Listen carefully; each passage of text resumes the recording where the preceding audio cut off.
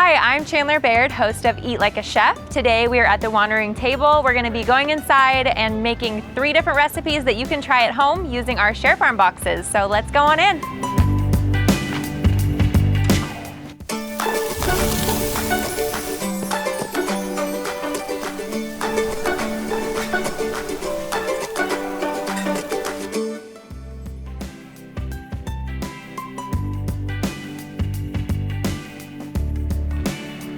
Hello, I'm Trevor. I'm the head chef here at the Wandering Table. Have you been in before? I have. Let's go make something good. Sure, what do you like? The cauliflower. Well, let's go make it. All right, so Chef Trevor has brought me back to the kitchen at Wandering Table, and this is where the magic happens. We are going to be making their buffalo cauliflower today. It's one of my favorite appetizers here. So Chef Trevor is gonna show us how it's done. So the buffalo cauliflower is a play on buffalo wings, obviously, and we're just gonna start by making a garnish, which is thinly sliced carrots and celery. Just do it thinly on the mandolin like this. And that's just gonna go right on top when we're all finished. Chef, how long have you been cooking here? I've been here since day one, pretty much about 6 years now. Awesome, and what's your background? I went to culinary school. I worked at Beverly's for 3 years, and before that, I cooked pizza for a living, so I've always been cooking. Ah. And what's your favorite dish to cook? I really like our flatbread dish, which has baba ganoush. We make in-house, obviously. We make 99% of everything we do in-house. It's got some labna, candied walnuts, and an elderberry molasses flatbread. It's wonderful. Sounds delicious. We'll make that later, right? That's absolutely. In a couple weeks. So now we'll dredge the cauliflower in the rice flour. So this is a gluten-free recipe, and we want to make sure that the oil is heated up to 350 degrees. Use the thermometer to check that. So all you have to do is take the cauliflower. These are just pre-cut and blanched cauliflower. And we're gonna add rice flour. And you want quite a bit. You can always just wipe the excess off, but if you use too much or too little, it's just gonna become kind of a soggy mess, and you don't want that. A little bit of black pepper and salt for some seasoning, and then just a tiny bit of baking soda on there. And then you just wanna mix that up, get everything covered. A little bit more rice flour. And there we go. And it should look like this, if you wanna get a close up here. So each individual floret is covered in rice flour. So there's no mushiness or anything. So I can hear that our oil has heated up, so I'm gonna back down on the temperature just a little bit.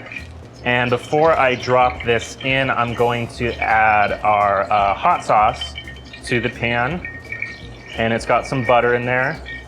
Chef, your oil that's sizzling, what's your temperature on that? Is it like medium or medium to high? You know, we can get a lot of power on this range at home. You probably want to start it around a medium and then just back down the temperature. Okay. And just keep an eye on it and make sure to use a thermometer.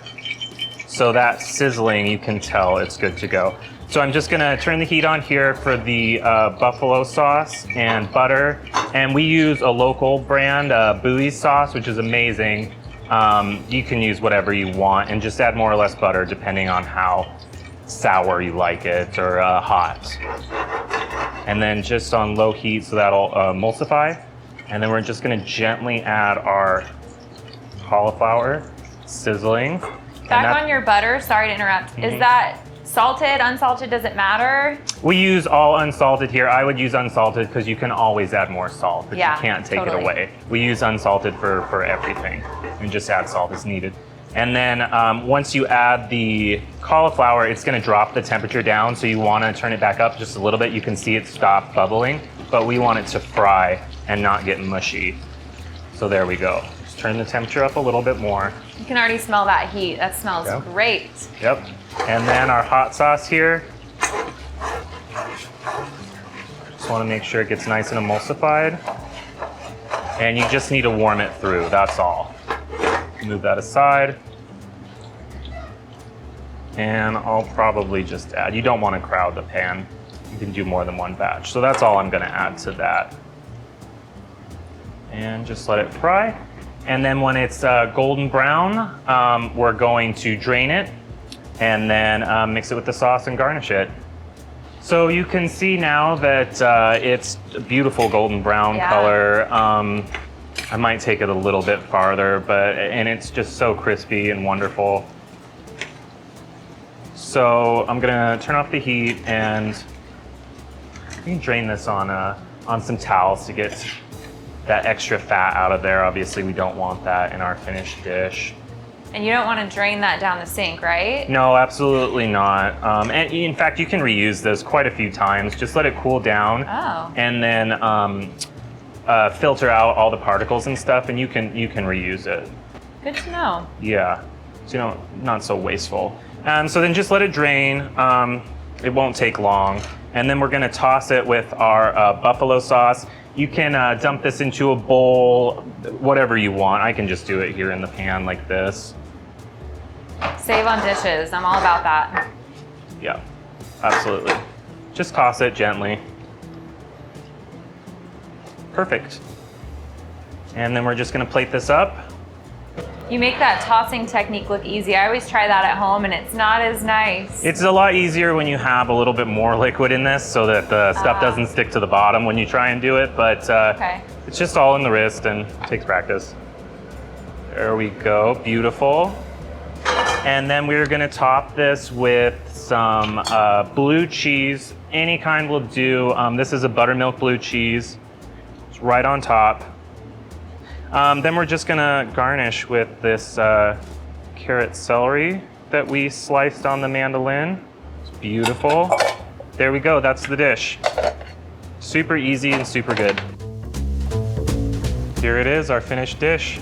Oh yeah, that looks fantastic. I can't wait to dig in. Stay tuned after the break. We'll be joined by Adam Hegstead, and he will be making his endive apple salad.